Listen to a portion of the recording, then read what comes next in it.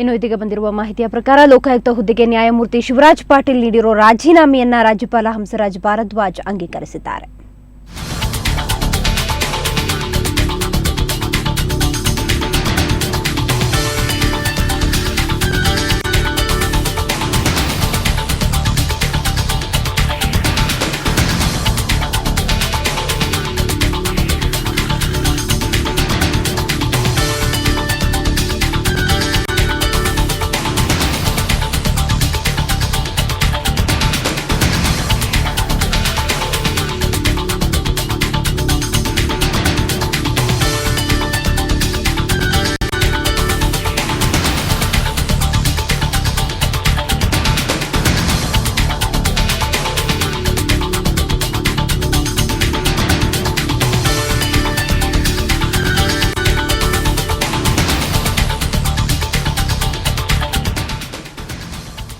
ಇದೀಗಾಗಲೇ ಬಂದಿರುವ ಮಾಹಿತಿಯ ಪ್ರಕಾರ ಲೋಕಾಯುಕ್ತ ಹುದ್ದೆಗೆ ನ್ಯಾಯಮೂರ್ತಿ ಶಿವರಾಜ್ ಪಾಟೀಲ್ ನೀಡಿರೋ ರಾಜೀನಾಮೆಯನ್ನ ರಾಜ್ಯಪಾಲ ಹಂಸರಾಜ್ ಭಾರದ್ವಾಜ್ ಅಂಗೀಕರಿಸಿರ್ತಾರೆ. ಬಂದಿದ್ರ ಬಗ್ಗೆ ಹೆಚ್ಚಿನ ಮಾಹಿತಿಯನ್ನು ಪಡೆಯೋಣ.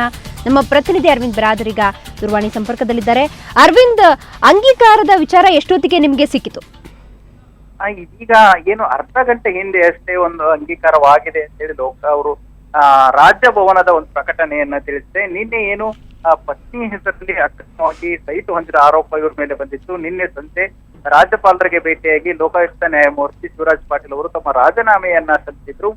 ಈ ಹಿನ್ನೆಲೆಯಲ್ಲಿ ಬೆಳಿಗ್ಗೆ ಕೂಡ ಸಿಎಂ ಅವರು ಒಂದು ಮಾತನ್ನ ಹೇಳಿದ್ರು. ರಾಜ್ಯಪಾಲರು ಲೋಕಾಯುಕ್ತ ನ್ಯಾಯಮೂರ್ತಿ ಯಾರು ಶಿವರಾಜ್ ಪಾಟೀಲ್ ಅವರು ನೀಡಿರುವಂತಹ ರಾಜೀನಾಮೆಯನ್ನ ಇಲ್ಲಿವರೆಗೂ ಕೂಡ ಅಂಗೀಕರಿಸಿಲ್ಲ. ಹೀಗಾಗಿ ಮುಂದಿನ ಲೋಕಾಯುಕ್ತರ ಬಗ್ಗೆ ಯಾವುದೇ ನಿರ್ಧಾರವನ್ನ ಕೈಗೊಂಡಿಲ್ಲ ಅಂತ ಹೇಳಿ ಕೂಡ ಹೇಳಿದ್ರು. ಮತ್ತೆ 11 ಗಂಟೆಗೆ ಸರಿಯಾಗಿ ಮುಖ್ಯಮಂತ್ರಿಗಳು ರಾಜಭವನಕ್ಕೆ ತೆರಳಿ ರಾಜ್ಯಪಾಲರ ಜೊತೆ ಪ್ರಸ್ತುತ ರಾಜಕೀಯ ಚಟುವಟಿಕೆಗಳು ಸೇರಿದಂತೆ ಲೋಕಾಯುಕ್ತರ ರಾಜೀನಾಮೆ ವಿಷಯವನ್ನ ಕೂಡ ಪ್ರಸ್ತಾಪಿಸಿದ್ರು. ನಂತರ ಸುದ್ದಿಗಾರರ ಜೊತೆ ಮಾತನಾಡ್ತಾ ಒಂದು ವಿಷಯವನ್ನ ಹೇಳಿದ್ರು.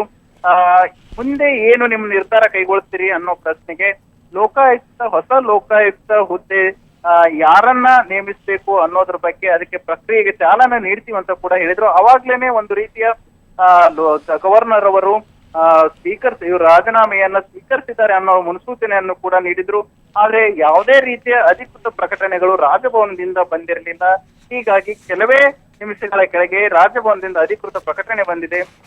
ಲೋಕಾಯುಕ್ತರು ನೀಡಿದಂತ ರಾಜೀನಾಮೆಯನ್ನ ರಾಜ್ಯಪಾಲರು ಸ್ವೀಕರಿಸಿದ್ದಾರೆ ಅಂತ ಗೊತ್ತಾಗಿದೆ. ಓಕೆ ಅರವಿಂದ್, ನಿಮ್ಮೆಲ್ಲ ಮಾಹಿತಿಗಾಗಿ ಧನ್ಯವಾದ.